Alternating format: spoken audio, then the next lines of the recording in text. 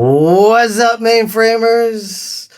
Welcome back to the channel, and in today's episode we're going to be diving into how to allocate a sequential data set using ISPF, but with a twist.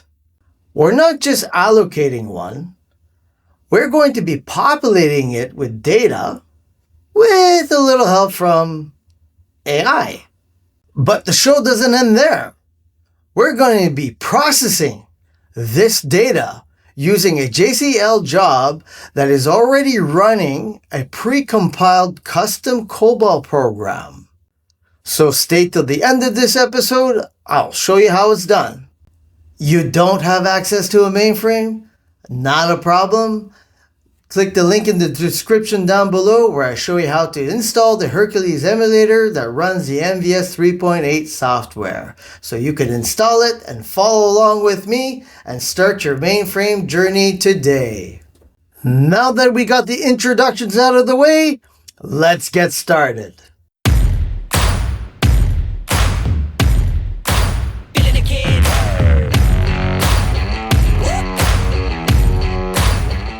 All right, let's allocate a sequential dataset. We're going to go to option 3 and then down to option 2. Then we tab down to dataset name and we put in mj.input_release01.jobgrade. Then we hit home to the command line and press A for allocate new dataset and hit enter. And we will enter the following settings. I added the file structure details in the description down below so you can copy and paste it in. When you're done, you hit enter and your dataset is created.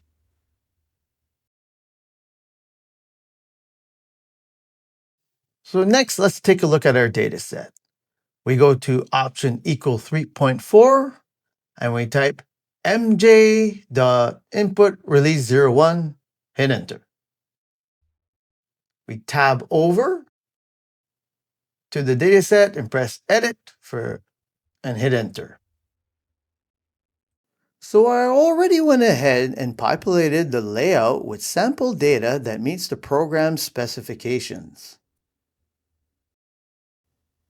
When working with a sequential dataset where each record is laid out in a fixed format, for this requirement, each record contains a 3-digit numeric field, a 15-character alphanumeric field, followed by another 15-character alphanumeric field, and a 2-digit numeric field. Because Cobol reads data based on fixed positions, each field must start and end at the exact location expected. There are no delimiters, just strict spacing. Every field must be fully padded to its defined length.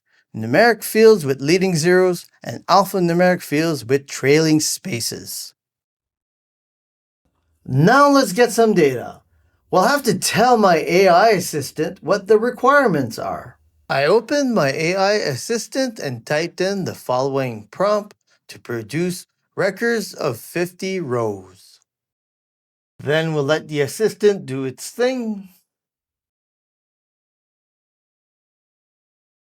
I don't like the underscores, so we will ask the assistant to remove the underscores and replace them with spaces. And there you have it. Records generated by AI. Next, we're going to copy this data into our sequential dataset. Then we tab over, we do insert 30 to insert 30 lines and hit enter. Then we go back to the eye, we select not quite 30 rows, Control-C, then paste it into our file and hit enter. To paste the next set of records, I use the scroll option set to cursor. This lets me position the cursor at the last record. When I press F8, that last record moves to the top of the page. making room for the next set to be pasted below. So I insert 30 rows. I select the next set of data in AI, and I paste it into the dataset and repeat the same steps as before.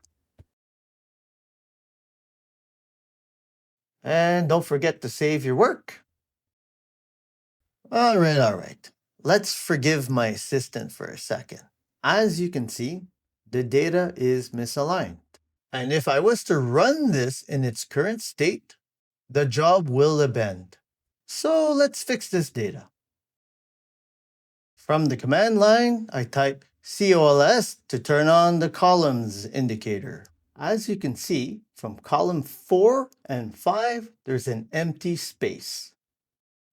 All right, let's give this a try. Let's do a find for 2 spaces at column 4. Hit enter. Good. Press F5 to find. Good. If I can find it, I can change it. So now press Shift and F12 to activate the previous command. So we're going to say change 2 spaces. And then we're going to do single quotes, which means empty, at column 4. Hit enter. And there you go. Let's fix the other ones. Press Shift F12 to reactivate the previous command. And this time we just have to write the word all at the end and hit enter. And there you go. Now we apply the same change to the other columns. So for this one, he starts at column 19. Just apply the same command change to column 19 and hit enter. Oops, I missed that one. Just have to adapt the change to 1 space. Hit enter. And I apply the same change to the last column. And just to clean things up, I delete the placeholder record. And that's it. Next, we're going to take a look at the job that will execute this process. Step 1, we delete the output file to make sure we start up from fresh. Step 2, we execute this Cobol program, which is currently compiled and loaded in this load library. The benefit of doing it this way is you reuse what's already compiled and you make it work with your job stream. The program is expecting 2 datasets. 1 input, which is the input dataset that we have been creating.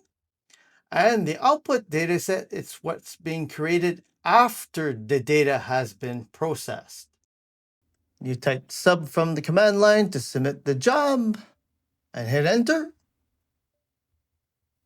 You can ignore condition code 8 because you cannot delete a file that doesn't already exist. Let's take a look at the data.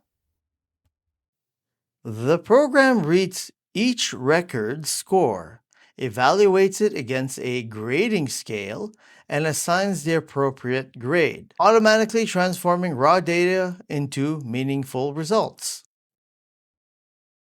And there you have it.